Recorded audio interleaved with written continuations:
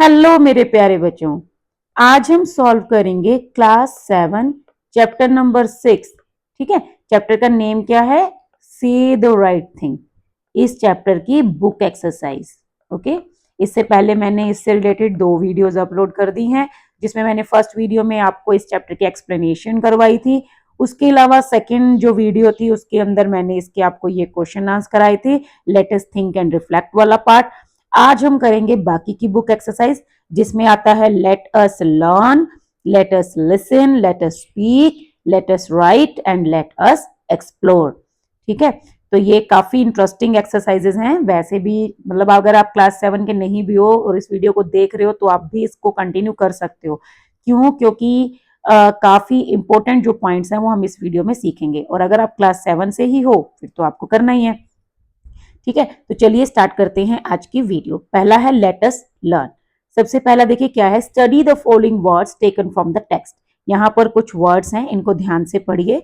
That is humorous, hilariously, coming, beautiful. इन words में क्या है, the given words are made by adding word ending.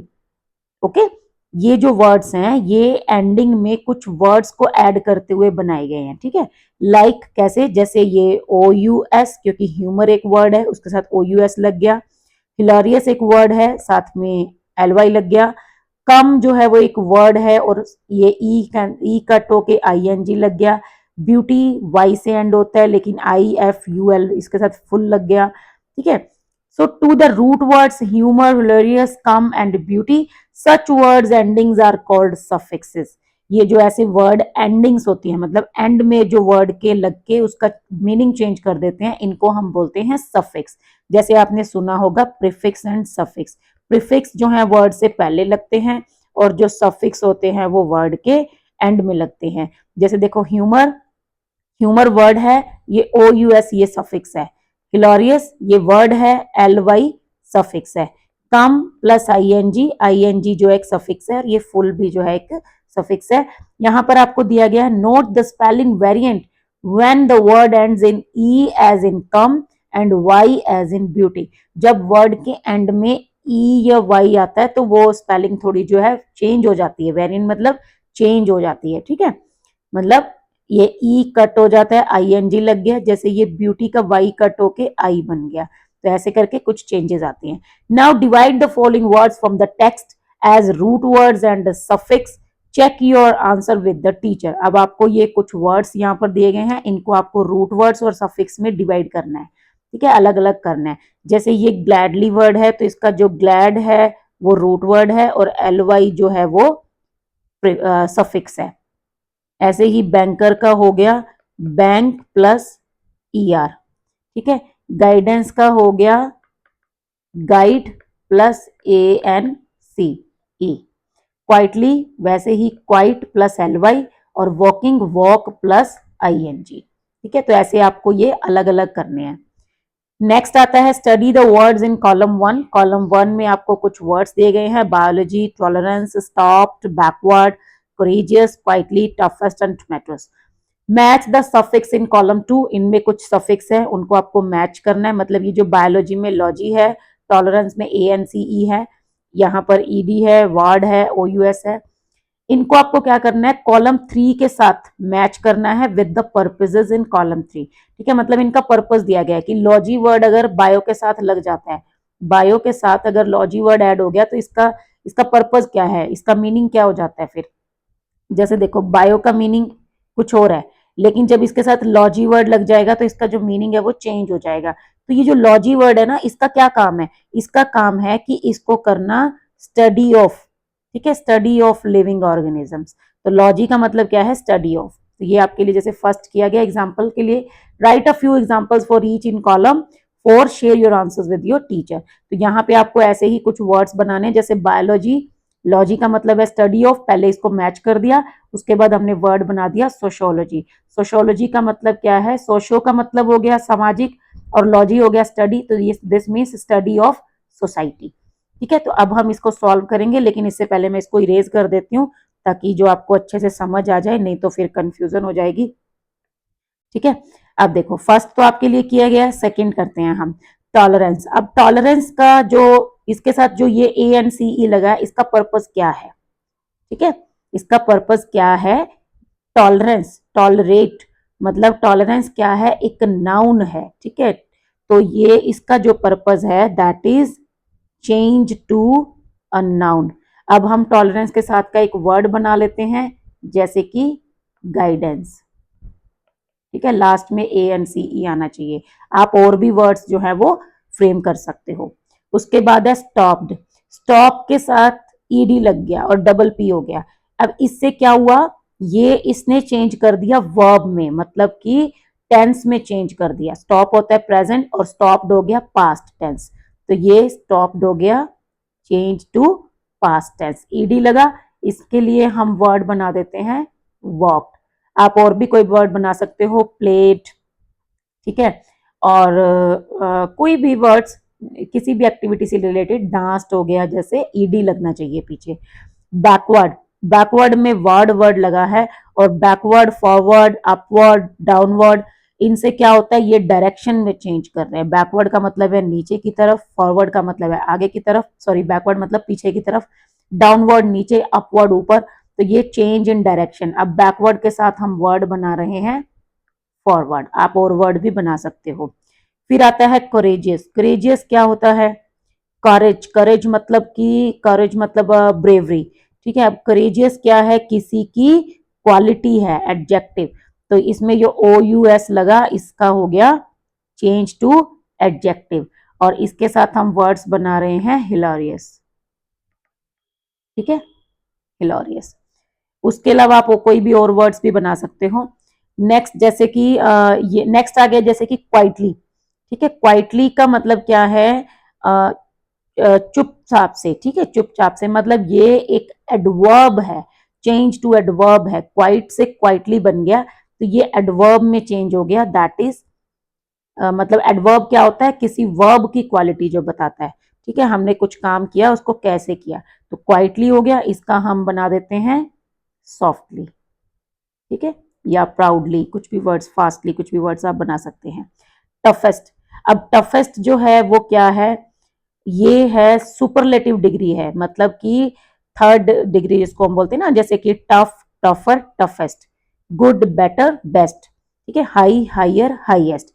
तो ये जो EST लगता है, ये किस में चेंज कर रहा है? Change to superlative. तो टफेस्ट का हो गया, यहां पर हम कोई भी वर्ड जो है सुपरलेटिव वो कर सकते हैं, जैसे कि थिकेस्ट, ठीक है, narrowest, broadest, thinnest, fattest, longest, shortest, smallest, biggest, आप कुछ भी वर्ड जो है वो फ्रेम कर सकते हो, जिसके लास्ट में EST आना चाहिए।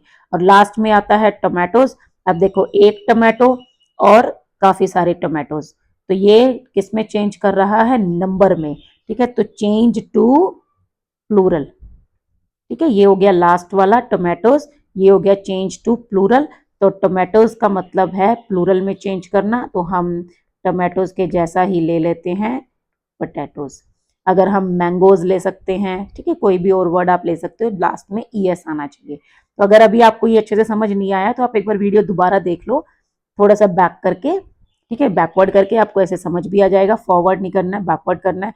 तो मतलब क्या है कि ये आपको सीखना जरूरी है, ठीक है। ये सफिक्स भी आ गया इसके अंदर, इनके पर्पसेस भी आ गए, और हमें न्यू वर्ड्स फ्रेम करने भी आ गए, ठीक है। तो बहुत अच्छी एक्सरसाइज है, इसको ध्यान से करना। और इसके जैसे आप और वर्ड्स जो है, मतलब यहाँ पे हमने एक एक बनाया, आप एक कॉलम और बना के एक एक वर्ड और ढूंढ सकते हो।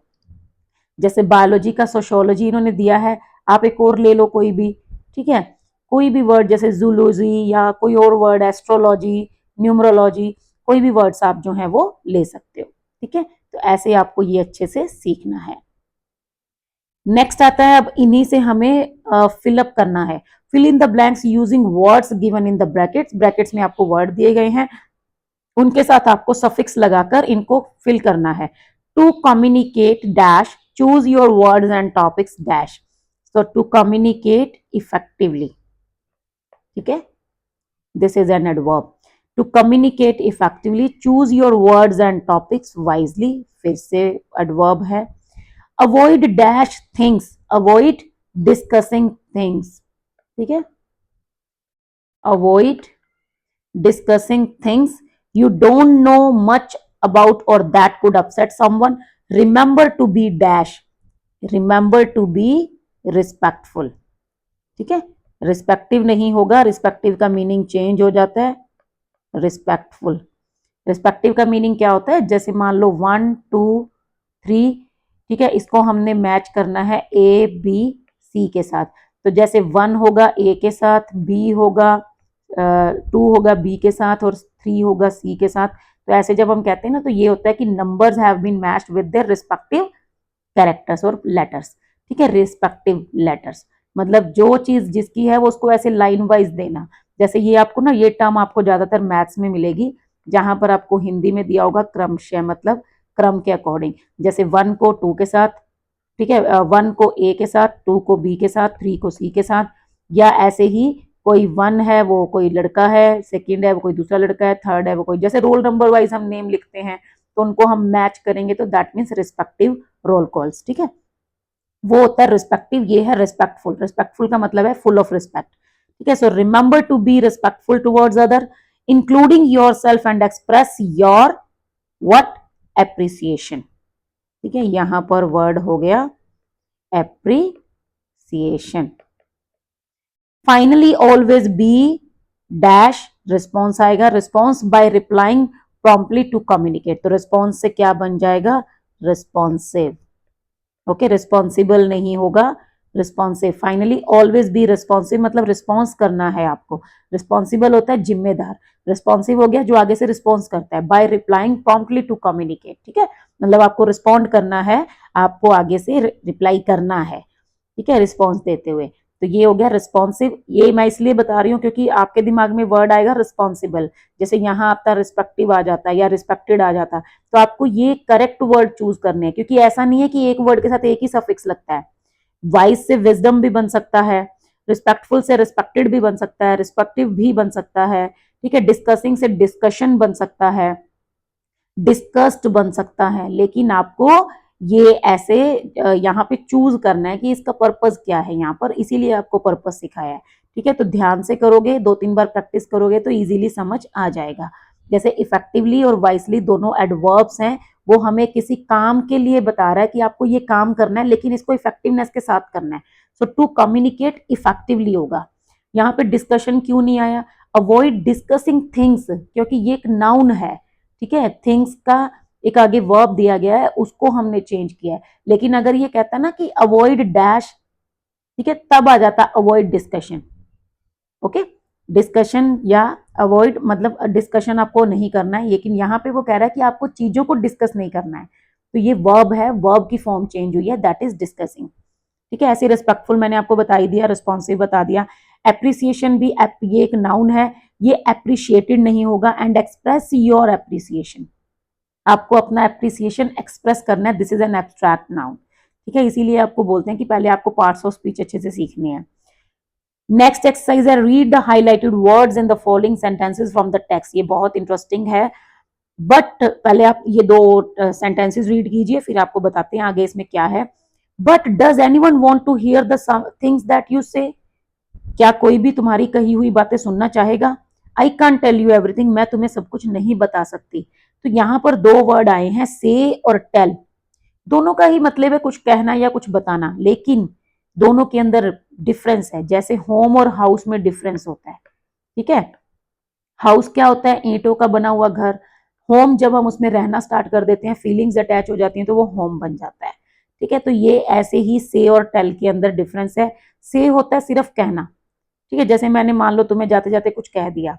और टेल होता है जब कुछ बताना, जिसके अंदर की सामने वाले की अटेंशन होनी जरूरी है। अभी जैसे आप सुन रहे हो तो मैं आपको बता रही हूँ, कह नहीं रही हूँ। ठीक है, कहना ये होता है जैसे जाओ अपनी नोटबुक लेकर आओ। ठीक है, दैट इज मतलब कहना। बताना, बेटा आपकी नोटबुक ऐसे ऐसे ऐसे होनी चाहिए, दैट इज बताना। ठीक है, तो select the correct answer. Is there difference in the meaning say and tell, क्या दोनों के अंदर डिफरेंस है, तो यस डिफरेंस है। C focuses on the message and does not always require a listener, मतलब से जो है वो सिर्फ मैसेज की बात करता है और इसके अंदर लिसनर का होना जरूरी नहीं होता, मतलब कोई सुने ना सुने, हमने बस अपनी बात कह दी। टेल होता है focuses on who receives the message, tell होता है किसी को बताना और उसके ऊपर फोकस करना, कौन उस बात को सुन रहा है। And always need a listener, और तभी हम किसी को कुछ बता सकते हैं जब कोई सामने हमारे सुनने वाला हो। ठीक है। Fill in the blanks with suitable words from the sets of words given in the box. Make changes in the verb forms if necessary. अब आपको यहाँ पर ये एक बॉक्स दिया गया है, इसमें डिफरेंट डिफरेंट वर्ड्स हैं, उनके अलग अलग मीनिंग्स हैं कि वो कैसे चेंज हो जाते हैं। तो उसके बेसिस पे आपको नेक्स्ट ये जो है इसको फिलअप करना है। पहले हम इनको वर्ड्स को अच्छे से सीखेंगे। फेच और ब्रिंग दोनों का ही मतलब होता है लाना, लेकिन फेच का मतलब होता है go somewhere to get something and bring it back, मतलब कहीं जाना, वहां से कुछ उठाना, उसको वापस लेकर आना, दैट मीन्स फेच। और ब्रिंग होता है take something with you to the place you are going, और ब्रिंग होता है अपने साथ ही कुछ लेकर जाना। ठीक है, जैसे हम कहते हैं ना go and fetch some water for me, जाओ मेरे लिए पानी लेकर आओ। तो उसमें क्या होगा, जो जो फेच करने जाएगा वो पहले जाएगा, वहां से पानी लेगा, फिर हमारे लिए वापस लेकर आएगा। ठीक है। अगर हम कहते हैं bring a glass of water with bring a glass of water, तो इसका मतलब क्या है कि वो सामने वाला बस आ रहा है, तो हमने उसको आते हुए ही बोला कि भाई आते हुए पानी का गिलास ले आना। ठीक है। फेच होता है जाकर लेकर आना, ब्रिंग होता है साथ में ही लाना। ऐसे ही सी और लुक, सी और लुक दोनों का मतलब देखना है, लेकिन सी का मतलब क्या है, something that we view whether और नॉट वी पे अटेंशन, मतलब सी हो गया मतलब आते जाते किसी को देख लेना। ठीक है, ऐसे किसी चीज को, जैसे हम कहते हैं ना कल मैंने तुम्हें मार्केट में देखा था, तुम्हारी अटेंशन नहीं थी, तुमने मतलब ज्यादा ध्यान नहीं दिया, तुमने उसको ढूंढने की कोशिश नहीं की, लेकिन तुमने बाई चांस उसको देख लिया। लुक होता है focus your I in a certain direction by paying attention, और लुक होता है किसी चीज को ध्यान से देखना, मतलब उसमें अटेंशन पे करना। जैसे हम कहते हैं ना लुक एट मी, मेरी तरफ देखो, दैट मीन्स कि मुझ पे ध्यान दो।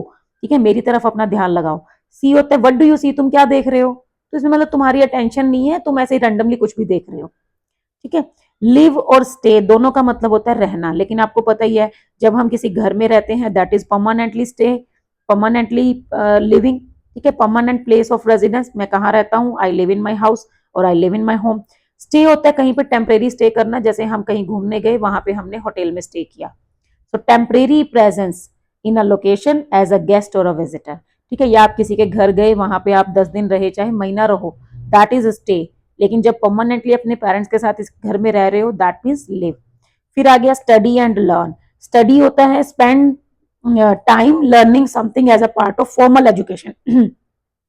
मतलब जैसे अभी हम कुछ पढ़ रहे हैं, हम स्टडी कर रहे हैं। ठीक है, कुछ भी चीज सीखना। ठीक है, learning something as a part of formal education की तरह, एक मतलब एजुकेशन की तरह। और लर्निंग जो स्टडी जो है ना, मतलब ये आपकी क्लास से रिलेटेड है। जैसे अभी आप किस क्लास में स्टडी कर रहे हो, 7th में, तो ये फॉर्मल एजुकेशन का एक पार्ट है। और लर्न होता है लाइफ लॉन्ग प्रोसेस, मतलब अगर आज मैं आपको सिखा रही हूँ ना, तो मैं भी साथ में कुछ सीख रही हूँ। I am also learning how to create videos, how to make students listening without facing means face to face interaction, है ना। तो मैं भी तो चीजें सीख रही हूँ ना, थंबनेल कैसे बनाते हैं, वीडियो अपलोड कैसे करनी है, यूट्यूब पे एनालिसिस कैसे चेक करना है, मैं ये चीजें सीख रही हूँ। लेकिन मैं इसके लिए कोई ये मेरा फॉर्मल एजुकेशन नहीं है, this is I am learning, I am not studying. But you are studying in class 7, वो आपकी फॉर्मल एजुकेशन का पार्ट है। तो स्टडी हो गया spend the learning, spend time learning something as a part of formal education. Learning हो गया gain knowledge और स्किल थ्रू स्टडी और एक्सपीरियंस, तो नॉट नेसेसरी फ्रॉम स्टडिंग, आप भी लर्निंग कर रहे हो। ठीक है, आप स्टडी कर रहे हो, लर्निंग कर रहे हो, दोनों कर रहे हो। मैं स्टडी नहीं कर रही हूँ इस टाइम, मैं लर्निंग कर रही हूँ, मैं सीख रही हूँ चीजों को अपने एक्सपीरियंस से। ठीक है, उसके बाद आता है स्पीक एंड टॉक। स्पीक होता है बोलना, टॉक होता है बात करना। स्पीक एक्सप्रेस थॉट्स और ideas allowed often in formal situation, मतलब जैसे हम कहते हैं ना किसी के सामने हम बैठ के कुछ बोल रहे हैं, दैट इज स्पीक। टॉक होता है engage in formal conversation with someone, मतलब इनफॉर्मल कन्वर्सेशन, मतलब कि टॉक होता है किसी के साथ बातचीत करना, है ना। तुम कैसे हो, सामने वाले ने रिप्लाई किया, फिर उसके बाद कुछ और पूछा, अच्छा तुम्हारी पढ़ाई कैसी चल रही है, दिस इज टॉकिंग। स्पीकिंग होता है जैसे आप स्टेज पे चढ़े, आपने अपना मैटर डिलीवर किया, दैट इज स्पीकिंग। ठीक है, स्पीच। हेयर एंड लिसन, इन दोनों के अंदर भी डिफरेंस है। हेयर का मतलब भी सुनना होता है, लिसन का मतलब भी सुनना होता है। हेयर होता है रैंडमली आपने सुन लिया, हाँ मैंने उसकी कल आवाज तो सुनी थी, मतलब आपने ध्यान तो नहीं दिया, लेकिन आपने उसकी आवाज सुनी थी। और लिसन होता है हाँ मैंने ध्यान से सुना था कि वो क्या कह रहा था। ठीक है, दैट इज लिसन। लिसन के अंदर अटेंशन होती है और हियर के अंदर अटेंशन नहीं होती है। Here perceive sounds unintentionally through the years, मतलब जैसे कहीं दूर कोई सॉन्ग चल रहा है, आपको म्यूजिक की आवाज आ रही है, that means you are hearing. ठीक है, आपको बस सुनाई दे रहा है कि हाँ कहीं म्यूजिक बज रहा है, लेकिन जब आप ध्यान से सुनते हो ना कि कौन सा सॉन्ग बज रहा है, ये कौन सी मूवी का है, हिंदी है, पंजाबी है, इंग्लिश है, तब वो लिसनिंग में कन्वर्ट हो जाता है। लिसन मतलब पे अटेंशन टू साउंड्स और स्पीच इंटेंशनली। हियर होता है अनइंटेंशनली, मतलब आपका कोई इंटेंशन नहीं था सुनने का, बाय चांस आपको सुनाई दे गया। और लिसन होता है आपने ध्यान से खुद से सुना है। ठीक है, जैसे अभी आप अगर मान लो इस वीडियो के बाद बात करोगे, हाँ वो गगन मैम कुछ बता तो रही थी, मैंने सुना तो था, that means you are not paying attention. बस आपने सुना था कि उन्होंने बताया कि हाँ कुछ वर्ड्स होते हैं उनमें डिफरेंस होता है, लेकिन तुम्हें याद कुछ नहीं है कि मैंने क्या बताया। जब आप ध्यान से सुन रहे हो तब आपको याद रहेगा कि अच्छा हाँ मैम ने हियर और लिसन में डिफरेंस बताया था, कि हियर में हम अटेंशन नहीं देते हैं, लिसन में हम अटेंशन देते हैं। तो आई लिसन टू मैम, ठीक है, तब तो आप कहेंगे कि हाँ I listen to ma'am very carefully, I got the difference between hear and listen. But अगर आप कहते हैं ना यस आई हर्ड, है ना, कि हाँ मैंने सुना तो था लेकिन मुझे भी याद कुछ नहीं है, तो that is here and listening. तो ये वर्ड्स बहुत इंटरेस्टिंग है, ध्यान से सीखना इनको, लाइफ में बहुत काम आएंगे आपके। उसके बाद देखो, I dash at the photo but I didn't dash anyone familiar. अब आप मैच, दिमाग में पहले आंसर सोचो फिर इसको मैच करना। अब ये कहता है कि मैंने फोटो देखी लेकिन मुझे कोई फेमिलियर मतलब कोई जान पहचान वाला मिला नहीं, मैंने किसी को देखा नहीं, तो I look at the photo. ठीक है, मैंने ऐसे ही फोटो देख ली, but I did not see anyone familiar. और वैसे भी एट के साथ लुक लगेगा, सी नहीं लगेगा। I would better go and dash my mother from the station and then dash her home. अब देखो यहाँ पे कह रहा है कि मुझे जाना चाहिए और अपनी मम्मी को स्टेशन से लेकर आना चाहिए और उनको अपने साथ घर लाना चाहिए। अब यहाँ वो जा रहा है, वहां जाएगा, अपनी मम्मी को वहां से लेगा, फिर वापस आएगा, आते हुए साथ में अपनी मम्मी को लेकर आएगा। ठीक है, तो जब किसी चीज को जाकर लेकर आना दैट इज फेच, और आते हुए साथ में उठा लाना दैट इज ब्रिंग। ठीक है, जैसे आप मेरे पास बैठे हो, मैं आपको कहती हूँ गो एंड फेच माई बुक, तब तो आपको करना है कि आप जाओ मेरी बुक लेकर आओ, तो आप यहां से उठकर जाओगे, मेरी बुक उठाओगे, फिर मेरे पास वापस आओगे। एक होता है जैसे आप सपोज करो सामने कहीं टेबल के पास बैठे हो और मैंने आपको बोल दिया ब्रिंग माई बुक प्लीज, तो मतलब आप आ रहे हो, तो मैंने आपको बोल दिया आते हुए ना मेरी बुक ले आना अपने साथ में, दैट इज ब्रिंग। ठीक है, तो ये होता है फैच और ब्रिंग में difference. I need to dash for my mathematics exam this weekend, so I hope to dash new concepts along the way। मतलब कहता है कि मेरा एग्जाम है तो मैंने मैथ स्टडी करना है और मैं इसमें कुछ नए कॉन्सेप्ट भी सीख लूंगा, तो आई नीड टू स्टडी। ठीक है, study for maths, so I hope to learn new concepts along the way। I can dash the music from my neighbours house. अब आप बताओ इसमें क्या आना चाहिए, कि मेरे को मेरे पड़ोसी के घर से ना गाने की आवाज आ रही है, but I need to dash to it carefully to understand the lyrics. लेकिन अगर मेरे को लिरिक्स समझने हैं तो मेरे को ये ध्यान से सुनना पड़ेगा। तो ये तो है आई कैन हियर, आपको सिर्फ आवाज आ रही है, आप ध्यान नहीं दे, मतलब ध्यान नहीं दे रहे हो, बस आपको मस्त सुनाई दे रहा है। लेकिन अगर आपको ध्यान से सुनना है तो आपको लिसन करना पड़ेगा। I need to listen to it, और लिसन के साथ हमेशा टू लगता ही है। ठीक है, तो इसीलिए ये भी आपको आइडेंटिफिकेशन हो जाएगा, अगर टू है तो साथ में हियर नहीं लिसन टू होगा। नेक्स्ट है could I dash to Mrs Kalpana who is going to dash to us about gardening said Retu. मतलब could I dash to Mrs Kalpana, क्या मैं मिसेस कल्पना से बात कर सकती हूँ, who is going to dash to us about gardening, जो हमें गार्डनिंग के बारे में कुछ मतलब हमारे साथ बात करेंगी, कहने वाली हैं। So could I talk to, ठीक है, मैं उनसे बात करना चाहती हूँ, क्या मैं उनसे बात कर सकती हूँ। Who is going to speak to us, जो हमें बताएंगी अबाउट गार्डनिंग, मतलब वो कोई स्पीच टाइप देंगी और मैंने उससे बात करनी है। ठीक है, तो ये हो गया टॉक, ये हो गया स्पीक। नेक्स्ट है I dash in a small town but I often dash with my relatives in the city. I live in a small town, मैं स्मॉल टाउन में रहती हूँ, but often dash with my relatives in the city, लेकिन ज्यादातर अपने मतलब कई बार जो है अपने रिलेटिव्स के साथ वहां पर सिटी में स्टे करती हूँ, स्टे। ठीक है, तो ये इस तरह से आपको वर्ड्स को चूज करना है। कितनी बढ़िया एक्सरसाइज है ये, अच्छे से सीखना, और बहुत सारे वर्ड्स आपको ऐसे मिलेंगे। थर्ड आता है read the following sentences from the text and underline the verbs. यहाँ पर आपको वर्ब्स को अंडरलाइन करना है। They lived in London before, I met her in a shop and asked her to come. ठीक है, ये मेट, लिव्ड, आस्क्ड ये सब वर्ब्स हैं। As you know the verbs you have underline are in simple past. Yes, ये simple past में है क्योंकि ये सब V2 है, सेकंड फॉर्म ऑफ वर्ब है। Actions that happened in the past और डिस्टेंट पास्ट। ठीक है, ये वो चीजों को दिखा रही हैं जो एक्शन पास्ट में हुए हैं।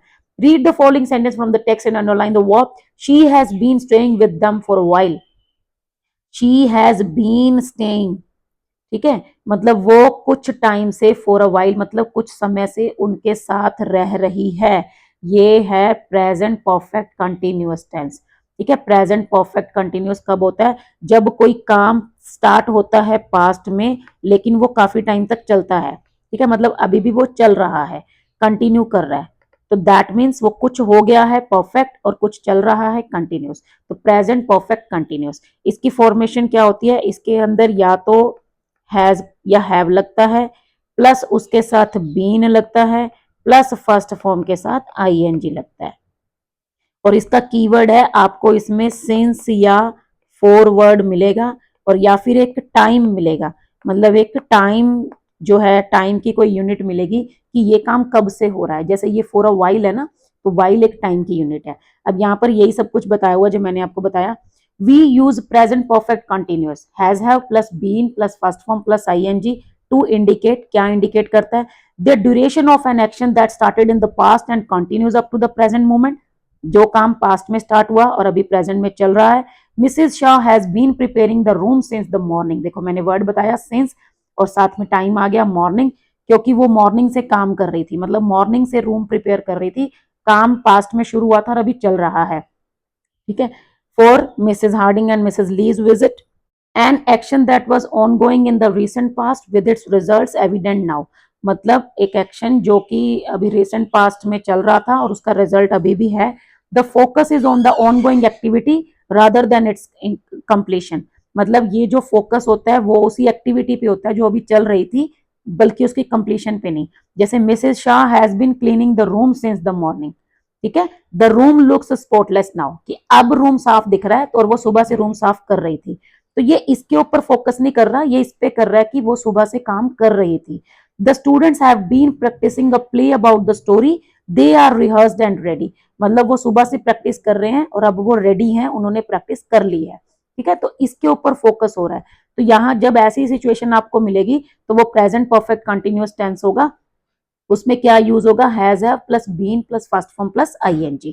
ठीक है, अब आपको क्या करना है, यहाँ पर एक एक्सरसाइज दी गई है, इसको आपको फिलअप करना है with present continuous, simple present continuous and present perfect continuous. ठीक है, मतलब कि simple continuous that means only first form plus ING, और परफेक्ट कंटिन्यूअस का मतलब है has have plus been plus first form plus ING. तो आपको इनमें से कुछ लगाना है। ये कब लगाना है? जब आपको वही सिंस या फोर ये मिलेगा, या कोई टाइम मिलेगा, या आपको ऐसी फीलिंग आएगी कि काम कंटिन्यूसली अभी भी चल रहा है।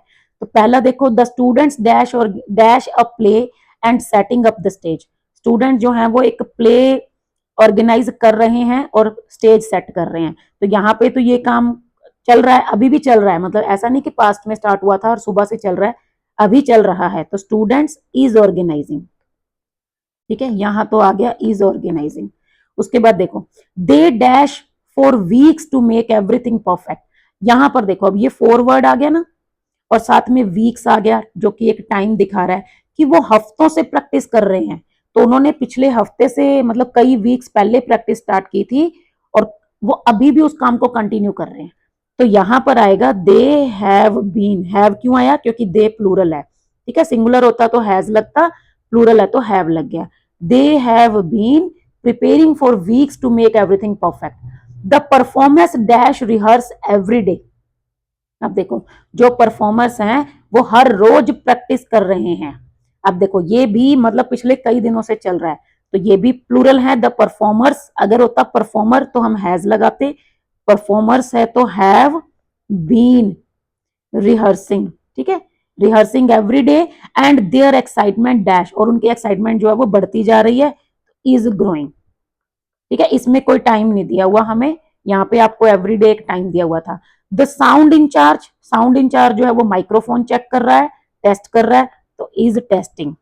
ये काम अभी चल रहा है, ठीक है, ये पास्ट में शुरू नहीं हुआ था, ये अब शुरू हुआ और अभी चल रहा है। To check the sound quality, everyone dash hard, हर कोई मेहनत कर रहा है, everyone is working hard. And now the place dash with energy and excitement, और अभी जो है वो प्लेस जो है वो एनर्जी और एक्साइटमेंट से बजिंग कर रहा है, मतलब इज बजिंग, ठीक है, मतलब हर तरफ जोश दिखाई दे रहा है। तो ये हो गया आपका present continuous and perfect continuous, ठीक है। तो ये दोनों आपको अच्छे से सीखने हैं, क्योंकि ये दोनों बहुत इंपॉर्टेंट है, लाइफ टाइम आपके काम आएंगे, नॉट ओनली इन क्लास 7। उसके बाद आता है next exercise, read the explanation about the kinds of sentences given in the table below. अब देखो यहाँ पर हमें कुछ सेंटेंसेस दिए गए हैं और उनके काइंड्स ऑफ सेंटेंसेस हैं, उनका फंक्शन बताया गया, उनका पंक्चुएशन बताया गया और एग्जाम्पल दिया गया। पहले हम इसको पढ़ लेते हैं। एक तो होता है डिक्लेरेटिव सेंटेंसेस, जैसे अगर मैं आपको कहूं कि 2 और 2 4 होते हैं, हाँ बेटा अपनी नोटबुक दिखा दो, दैट इज डिक्लेरेटिव, ठीक है, नोटबुक दिखा दो नहीं सॉरी, हाँ आपकी नोटबुक मेरे पास है, दिस इज डिक्लेरेटिव। इंटेरोगेटिव, तुम्हारी नोटबुक कहाँ है, ये हो गया क्वेश्चन पूछ रहे हैं तो कहाँ है, इंटेरोगेटिव। एक्सक्लेमेटरी, वाओ तुम्हारी नोटबुक तो बहुत सुंदर है, दिस इज एक्सक्लेमेटरी। इंपेरेटिव, अपनी नोटबुक लेकर आओ, this is order, so this is imperative, ठीक है। तो डिक्लेरेटिव क्या होता है, टू स्टेट, टू कन्वे और convey information. Interrogative, to ask questions. Exclamatory, to express strong feelings and emotions. Imperative, to give order, command और रिक्वेस्ट। फिर से एक एग्जांपल देती हूँ, जैसे कि अगर ये हो गया मुझे प्यास लगी है, दिस इज डिक्लेरेटिव। क्या तुम मेरे लिए पानी ले आओगे, इंटेरोगेटिव। वाओ तुम बहुत बढ़िया गिलास भर के लाए हो, दैट इज एक्सक्लेमेटरी, ठीक है। जाओ मेरे लिए एक गिलास पानी लेकर आओ, या फिर प्लीज मेरे लिए पानी का एक गिलास ला दो, that is imperative. Her sentence को बोलने का तरीका अलग है, हर सेंटेंस में कुछ वर्ड्स हैं, ठीक है, जैसे क्वेश्चन में क्या लग जाता है, क्यों लग जाता है, कैसे लग जाता है। एक्सक्लेमेटरी में वाओ, हुर्रे, ठीक है, अरे यार, शी, ये ऐसे वर्ड्स लग जाते हैं। इंपेरेटिव में जैसे प्लीज, थोड़ा सा कमांड हो जाती है, रिस्पेक्ट रिक्वेस्ट हो जाती है। तो ऐसे करके इनका फंक्शन अलग अलग होता है। पंक्चुएशन में क्या होता है, डिक्लेरेटिव में फुल स्टॉप लगता है, इंटेरोगेटिव में क्वेश्चन मार्क लगता है, एक्सक्लेमेटरी में गुल्ली डंडा दैट मीन्स के साइन ऑफ एक्सक्लेमेशन लगता है, इसको हम गुल्ली डंडा बोल देते हैं। ये गुल्ली है और ये डंडा है, ठीक है, जो हम खेलते हैं ना गुल्ली डंडा, तो मतलब sign of exclamatory, sign of exclamation हो गया। देन इंपेरेटिव में भी ऑर्डर होता है, तो इसके अंदर कुछ नहीं लगता स्पेशल, इसमें फुल स्टॉप ही लगता है। यहाँ पे एग्जांपल्स हैं, there is always something to say, there is always something to say, ठीक है, तो सिंपल बता रहा है बस। तो declarative, what shall I do when they want to go, जब वो जाएं तो मुझे क्या करना चाहिए, that is interrogative. What beautiful children you have Mrs Harding, आपके बच्चे तो बहुत सुंदर हैं, दैट इज, यहाँ पर जो वट आया ना, इसका मतलब ये नहीं है कि क्या, ये उसका एक्सक्लेमेशन शो कर रहा है कि वाह बड़े सुंदर बच्चे हैं आपके, तो this is exclamation. Put that coat away in your bedroom, अपना कोट उठाओ बेडरूम में रखो, this is order, but last में फुल स्टॉप ही है। तो अब आपको क्या करना है, identify the kinds of sentences and punctuate them appropriately. यहाँ पर इन सेंटेंसेस की आपको काइंड बतानी है और इनको पंक्चुएट करना है। पंक्चुएट में एक तो सबसे पहले तो फर्स्ट लेटर जो है वो आप कैपिटल कर दीजिए सभी का, ठीक है, ये सभी में होगा, ये लो हो गया, ठीक है। उसके बाद देखो अब हम सेंटेंस रीड करते जाएंगे और उनके अकॉर्डिंग ये साइन लगाते जाएंगे लास्ट में, और हम क्या करेंगे साथ साथ उनका फंक्शन बताएंगे, कौन सा सेंटेंस है, ये टाइप बताएंगे, डिक्लेरेटिव है, इंपेरेटिव है, क्या है। The meeting starts at 10 AM in the conference room, simple, मैं फर्स्ट लेटर लिख दूंगी, डिक्लेरेटिव है। What an exciting adventure it was, तो ये क्या है, एक्सक्लेमेटरी है। How did you solve the problem so quickly, question mark, कौन सा है ये, इंटेरोगेटिव है, ठीक है। मैं इसमें इंटेरोगेटिव में आई एन लिख देती हूँ, इंपेरेटिव में आई एम लिख दूंगी। What is the weather forecast today, फिर से क्वेश्चन पूछ रहा है, that means interrogative. How beautiful is the rainbow, rainbow कितना सुंदर है, this is exclamatory. Clean up your room before dinner, dinner से पहले अपना रूम साफ कर दो, फुल स्टॉप आएगा, और ये क्या है, इंपेरेटिव है क्योंकि ऑर्डर दे रहा है। The children are planning a surprise party for their mom, simple, declarative. Turn off the music, music बंद कर दो, सिंपल, फुल स्टॉप आएगा, लेकिन सेंटेंस क्या है, इंपेरेटिव क्योंकि ऑर्डर दे रहा है, ठीक है। तो इस तरह से आपको डिफरेंट टाइप ऑफ सेंटेंसेस जो है वो सीखने हैं, आइडेंटिफाई करना है और कौन सा उनके अंदर साइन यूज होगा। फिर आता है लेटस लिसन। लेटस लिसन जो है अभी हम नेक्स्ट लेटस राइट करने के बाद करते हैं, क्योंकि इसके लिए मुझे ट्रांसक्रिप्ट पे जाना होगा, तो ये मैं आपको अभी नेक्स्ट फेज में कराती हूँ। पहले आता है लेटस स्पीक, ये कर लेते हैं। लेटस स्पीक में आपको क्या करना है, इसमें बहुत बढ़िया एक्सरसाइज है ये, बहुत ही मजेदार, जिसमें आपको इंटोनेशन एंड रिदम वगैरह के बारे में बताया गया है। एज यू नो, इंटोनेशन क्या होता है, जैसे म्यूजिक में सुर होते हैं, ठीक है, बोलने का जो ऊपर नीचे होता है ना, जब साउंड हमारी ऐसे ऐसे ऊपर नीचे जाती है, ठीक है, that is intonation. The rise and fall of the pitch of tone while speaking, जैसे अभी मैं कुछ बोल रही हूँ, बीच में मैं कहीं मेरी टोन जो है वो थोड़ी ऊपर हो जाती है, अरे बच्चे ये ध्यान से करना है, ठीक है, ऐसे कभी मैं थोड़ा डाउन कर देती हूँ, कभी ऊपर कर देती हूँ, तो that is intonation. Let us learn about sentence stress, और सेंटेंस के अंदर स्ट्रेस जो होता है वो क्या होता है, is laying emphasis on certain words in a sentence. जैसे अभी देखो मैंने कुछ कुछ वर्ड्स में थोड़ा प्रेशर देके बात की है ना, lying emphasis on certain words in a sentence, तो कहीं कहीं जो प्रेशर होता है उसको हम बोलते हैं sentence stress. The emphasis on particular words help to convey the meaning and importance of the sentence, ठीक है, जो एम्फोसिस होता है या सेंटेंस स्ट्रेस होता है वो एक प्रॉपर वर्ड के ऊपर या उसके मीनिंग के ऊपर ध्यान दिलवाने की कोशिश करता है, ठीक है, to convey the meaning and importance of the sentence, उस सेंटेंस में जो इंपॉर्टेंट पार्ट है उसके ऊपर अटेंशन क्रिएट कराता है। कंटेंट वर्ड्स क्या होते हैं, जैसे book, run, beautiful, quickly are mostly stressed instead of function words like she is an in a sentence, मतलब जो सेंटेंस के अंदर जो मेन कंटेंट वर्ड्स होते हैं ना उनके ऊपर ज्यादा प्रेशर दिया जाता है, बल्कि ये जो she is in helping verbs जो होती हैं इनकी बजाय। अब यहाँ देखो, यहाँ पे आपको बोलने की प्रैक्टिस करनी है। Speak the given declarative sentence aloud, I saw Mrs Cotter this afternoon, ठीक है, अब देखो मैंने मिसेस कॉटर के ऊपर थोड़ा सा प्रेशर दिया। Use falling intonation towards end of the sentence as declarative sentence using have falling intonation, मतलब इसके अंदर क्या है, लास्ट में जाके जो प्रेशर है, इंटोनेशन है, वो थोड़ा लो हो जाएगा, गिरेगा। Stress the word Mrs Cotter, Mrs Cotter के ऊपर आपको स्ट्रेस देना है, लेकिन एक चीज याद रखना, स्ट्रेस देने का मतलब ये नहीं होता कि आप उसको दूसरे वर्ड से ज्यादा तेज बोलोगे, जैसे I saw Mrs Cotter this afternoon, this is not, this is wrong, ठीक है, ये सही नहीं है। आपको सिंपली एक ही मतलब आवाज की जो आपकी लाउडनेस है वो तो उतनी रखनी है। I saw Mrs Cotter this afternoon, तो दिस आफ्टरनून को थोड़ा स्लो कर दिया, मिसेस कॉटर को थोड़ा सा एम्फेसाइज कर दिया, स्ट्रेस दे दिया उसके ऊपर, तो दैट मीन्स कि यहाँ पे हमारा इंटोनेशन जो है वो थोड़ा ज्यादा हो गया, ठीक है, तो इसको हमने स्ट्रेस किया है। इट मीन्स टू से a word with more emphasis than others, क्योंकि हम यहाँ पे ध्यान दिलवा रहे हैं कि भाई मैं मिसेस कॉटर की बात कर रहा हूँ, ठीक है, मैंने उनको देखा था। नाउ देखो अभी यहाँ पे आपको वर्ड दें, ये बहुत मस्त एक्सरसाइज है। Speak the following declarative sentences with following intonation and stress the highlighted words, आपको ये जो हाइलाइट्स है ना वर्ड्स, उनको ऊपर थोड़ा स्ट्रेस देना है और बाकी को फॉलोइंग इंटोनेशन के साथ बात करनी है। द, ठीक है, ऐसे करके जैसे द को थोड़ा सा प्रेशर करेंगे, room looks cleaner now, the room looks cleaner now, ऐसे करके। You always talk too much, ठीक है, you always talk too much, मतलब इनके ऊपर थोड़ा आपको प्रेशर देना है। You leave your clothes all over the house, तो ऐसे करके आपको प्रैक्टिस करनी है बोलने की।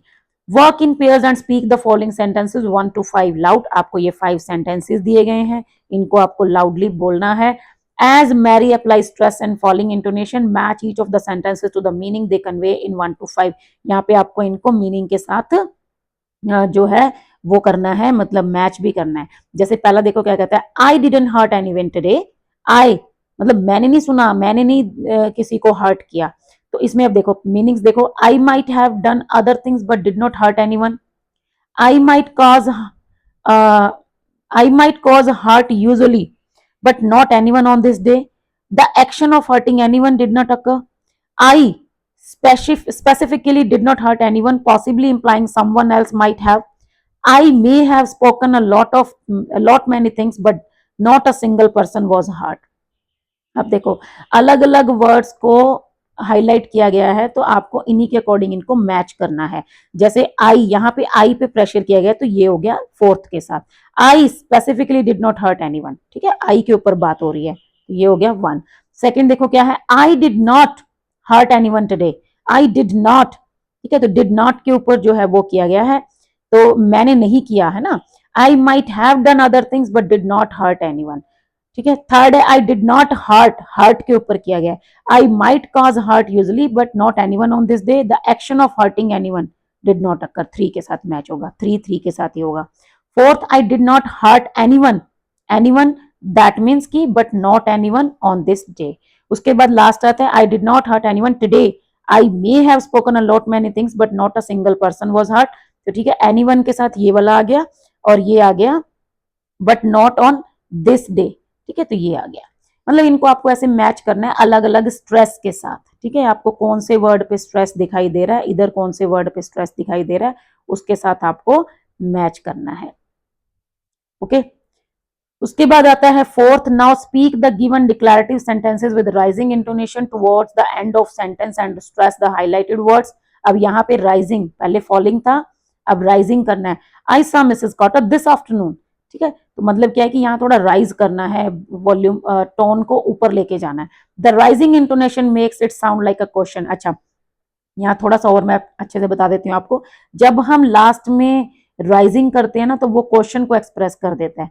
जैसे देखो, हम कहते हैं ना, मान लो अगर मैंने कहा कि आई मे गो, ठीक है, मैं जा सकती हूँ, आई मे गो मतलब हाँ मैं जा सकती हूँ, दैट मीन्स क्वेश्चन मार्क लग गया। I saw Mrs Cotter this afternoon, that means कि मैंने उनको आज देखा।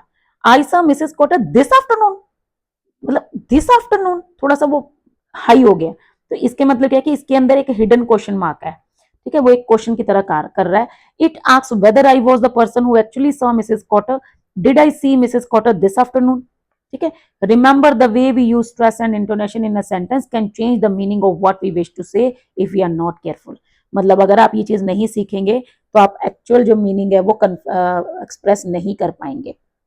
ठीक है, जैसे अगर कोई भी मान लो आपसे बात करता है, हम कई बार ना जरूरी नहीं होता कि हमें मतलब क्वेश्चन ही फ्रेम करना होता है, कई बार हम सिंपल डिक्लेरेटिव सेंटेंस से भी क्वेश्चन एक्सप्रेस कर देते हैं। ठीक है, जैसे कि मान लो कुछ भी राधा इज योर नेम, तो ये तो हो गया simple, Radha is your name, तो दैट मीन्स कि आपका नेम राधा है ना, राधा इज योर नेम। लेकिन अगर जब हम थोड़ा सा उसको थोड़ा स्ट्रेस दे के बात करते हैं, राधा इज योर नेम, तो मतलब क्या है कि क्वेश्चन है, सेंटेंस सिंपल ही है लेकिन हमें क्वेश्चन पूछ रहे हैं उससे, तो फिर वो सामने वाला बोलेगा हाँ yes yes Radha is my name. तो दैट इज, तो इस तरह से आपको जो है स्ट्रेस और इंटोनेशन से भी एक्सप्रेशन चेंज हो जाता है और सामने वाले को पता ही नहीं चलता आप पूछ रहे हो कि बता रहे हो। ठीक है, जैसे कई बार हमें कोई कहता है ना कि अरे पूछ रहे हो या बता रहे हो। कई बार जैसे मान लो कहता है ना कि क्या नाम है आज छुट्टी है। ठीक है, आपने आपने क्या किया, कई बार आप टीचर्स को ना जैसे लिख के मैसेज कर देते हो व्हाट्सएप पे कि टुडे इज हॉलीडे। अब आगे से टीचर को समझ नहीं आता कि तुम पूछ रहे हो या बता रहे हो। ठीक है, अगर आपको लिख के पूछना है तो आप पूछोगे ना इज टुडे हॉलीडे, क्या आज छुट्टी है, तो इज टुडे हॉलीडे तो क्वेश्चन नहीं हो गया, तब तो पता चल गया कि यस दिस इज क्वेश्चन। लेकिन जब हम सिंपली लिख देते हैं टुडे इज हॉलीडे, अब हमें क्या पता आप हमें बता रहे हो कि मैम आज हॉलीडे है या आप पूछ रहे हो कि मैम क्या आज हॉलीडे है। लेकिन जब हम बोल रहे होते हैं तब उसके ऊपर स्ट्रेस देके हम उस चीज को क्लियर कर सकते हैं। जैसे today is holiday, teacher announce करेगा तो सिंपल बोलेगा बेटा टुडे इज हॉलीडे। लेकिन अगर आप पूछेंगे today is holiday, that means कि वो थोड़ा सा इंटोनेशन ज्यादा हो गया, तो वहां पर क्या हो गया, वो क्वेश्चन बन गया। ठीक है, तो ये इसका पर्पज है। नेक्स्ट आता है लेटस राइट, इसमें आपको खुद से लिखना है बिकॉज वीडियो बहुत ऑलरेडी लंबी हो चुकी है, अभी भी हमारी 2 एक्सरसाइज पड़ी है। रीराइट द प्ले से the right thing is a short story focusing on Mary's introduction with her mother and guest. आपको क्या करना है, इसी प्ले की जो स्टोरी है उसको दोबारा से लिखना है, मतलब खुद अपने वर्ड्स में लिखना है। Ensure the story captures the main events, characters, emotions and humorous moments effectively. आपको कोई भी चीज स्किप नहीं करनी है। Use paragraphs to organise your story. ठीक है, and descriptive language to bring the characters and events to life. आपको प्रॉपर जो है डिस्क्राइब करना है उसको और उसको पैराग्राफ में अरेंज करना है। आपको यहाँ पे कुछ हिंट दिए गए हैं, जैसे आप पहले एक इंट्रोडक्शन दे सकते हो। ठीक है, इसको आपको क्या करना है, इन शॉर्ट स्टोरी लिखना है। There was a little girl named Mary. ठीक है, Mrs Shaw was her mother and one day two ladies Mrs Harding and Mrs Lee they were coming to pay a visit to them. ऐसे करके आपको उसको story की form में change करना है। रिलेशनशिप्स एंड द सेटिंग बतानी है। Explain Mrs Shaw's instruction, Mrs Shaw instructed Mary how to interact with the guest, what to say and what to not to say. तो ऐसे करके आपको उनको सारा कुछ एक्सप्लेन करना है, कोई भी इवेंट मिस नहीं करना है। नरेट द इवेंट्स, जो जो इवेंट्स हुए when Mrs Harding and Mrs Lee उसके घर पे आती हैं, मैरी जो है जो भी बोलती है वो सब आपको कवर करना है। देन अ डॉग केम, है ना, and Mary felt disgusted, Mary said this is a very dusty dog. ऐसे ऐसे करके आपको सब सब इवेंट्स को जो है एक्सप्लेन करना है। इंक्लूड की moments of humour and awkwardness, conclude by commenting on how the visit ended and Mary's impact on the situation. Last में आपको बताना है कि कैसे उनकी विजिट जो है वो एंड होगी, कि at last Mrs Harding and Mrs Lay they said that they want to leave then, और then Mary said can't, Mary said क्या उसने बोला था, उल्टा बोल दिया था ना जो, तो वो भी आप एक ह्यूमर क्रिएट करते हुए बताएंगे। Mary said can't you go, must you stay, instead of can't you stay must you go, ऐसे करके उसकी जगह पे and made everyone feeling awkward and made everyone embarrassed, ऐसे करके आपको एंड करना है। ठीक है, नेक्स्ट आता है लेट अस एक्सप्लोर। ये भी बहुत बढ़िया एक्सरसाइज है भाई, इस चैप्टर की सारी एक्सरसाइज मेरे को बहुत अच्छी लगी। फर्स्ट है work in groups, enact your favourite part of the play. पहले तो आपको क्या करना है, आपको ग्रुप्स में काम करना है, अपने जो इस फेवरेट पार्ट इस प्ले का है वो आपको इनेक्ट करना है। ये आप एक मॉर्निंग असेंबली में स्पेशल आइटम या किसी चीज पे, किसी ओकेजन पे आप इसको एज अ प्ले कर सकते हो।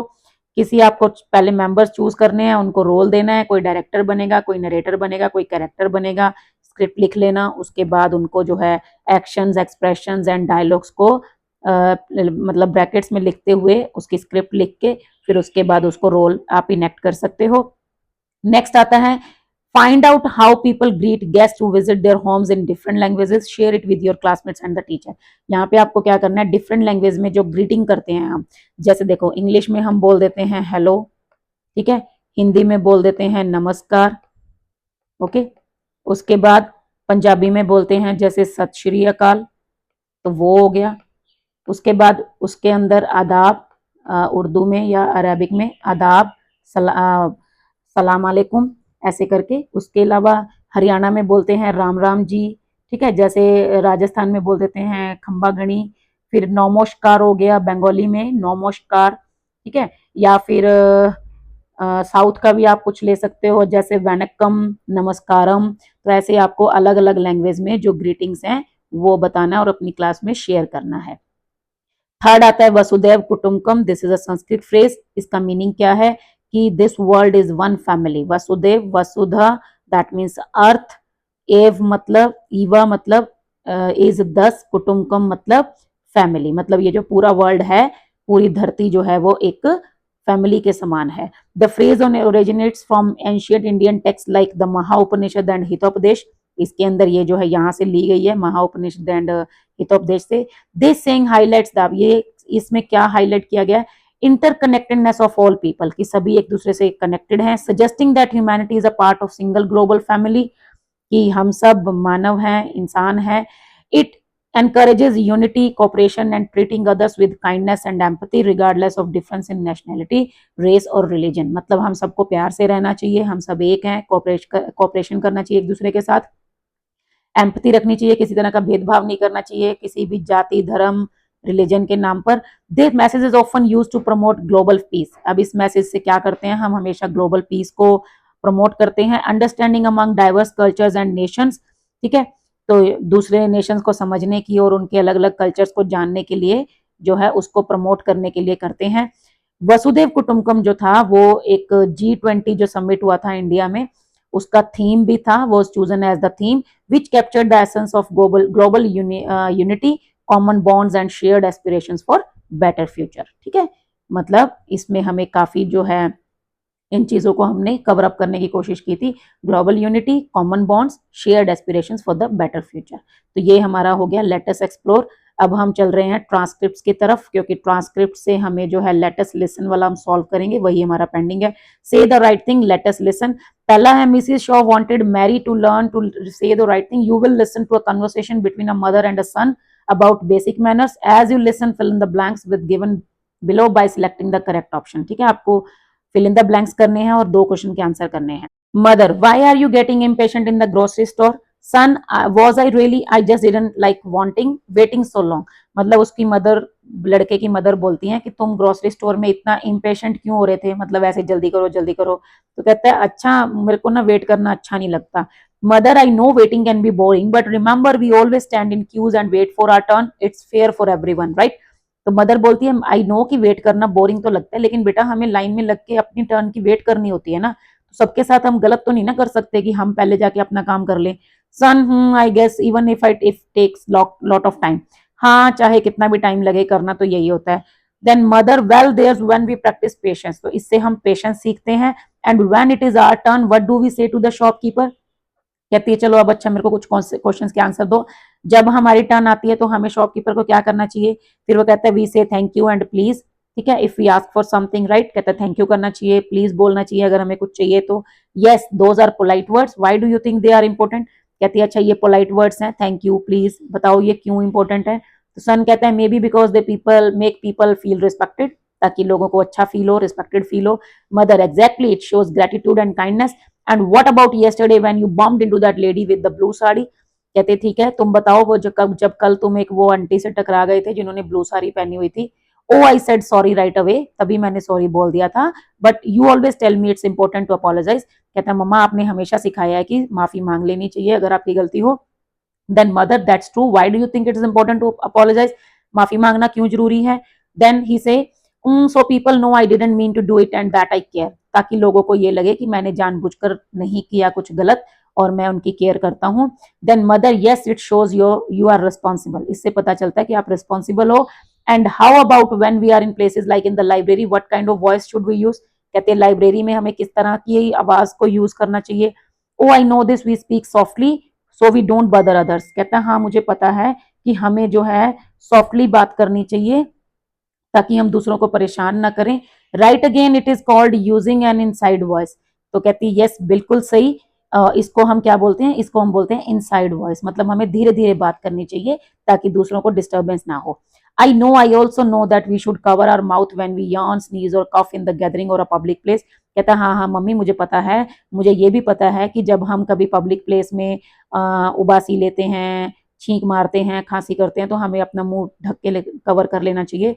Absolutely you are getting really good at remembering this things, बहुत बढ़िया, कहती है बच्चे तुम्हें तो सब कुछ याद रहने लग गया। And when we talk at home और school, what should we do when someone else is speaking, जब हम घर में या स्कूल में होते हैं कोई दूसरा बात कर रहा हो तो हमें क्या करना चाहिए, तो कहते हैं we wait for our turn, हमें अपनी टर्न की वेट करनी चाहिए। It is not well manner to interrupt, अगर हम दूसरे को बीच में टोक के अपनी बात कहते हैं कि नहीं नहीं नहीं पहले मेरी बात सुनो, that is ill mannered, that is not good. You have got it Rohan, you are becoming a really polite young man, कहते हैं बेटा ये बिल्कुल सही, तुम तो एक बहुत बढ़िया पोलाइट यंग मैन बन रहे हो।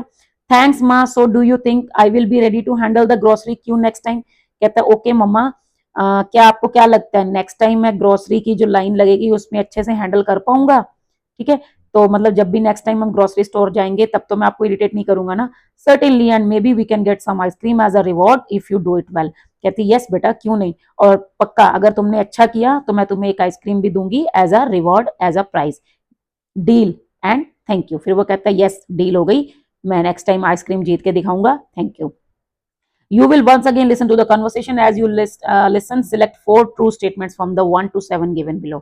ठीक है, यहाँ पे आपको कुछ स्टेटमेंट्स दी गई हैं, उनमें से आपको ट्रू स्टेटमेंट्स जो हैं वो चूज करनी है। ठीक है, अभी हम चलते हैं अपने क्वेश्चन की तरफ, क्योंकि हमें वहां पे क्वेश्चन मिलेगा तभी हम इसको जो है सॉल्व कर पाएंगे। ठीक है, तो लेट अस लिसन, हमारा कहाँ था, ये रहा। ठीक है, ये रहा हमारा लेट अस लिसन। तो हमने कन्वर्सेशन अभी सुन ली है, इसके बेसिस पे पहले हमें ये 2 क्वेश्चन के आंसर करने हैं। How did the son behave in the grocery queue, लड़के ने वहां पर कैसा बिहेव किया था, स्ट्रेंजली, इम्पेशेंटली या पोलाइटली, तो आंसर है impatiently. The mother finally refers to her son as a, mother ने लास्ट में उसको क्या बोला, polite young man, responsible son या grateful person, polite young man. ठीक है, अब हमें क्या करना है, ट्रू स्टेटमेंट्स चूज करनी है, कोई 4 करनी है, वैसे इसमें 5 ट्रू हैं। ठीक है, तो फर्स्ट है the mother uses the grocery store incident as an opportunity to teach her son about patience and fairness, क्या मदर जो है ग्रोसरी स्टोर वाले इंसिडेंट को एक मौके की तरह यूज करती हैं ताकि अपने बच्चे को पेशेंस और फेयरनेस सिखा सकें, so yes this is true.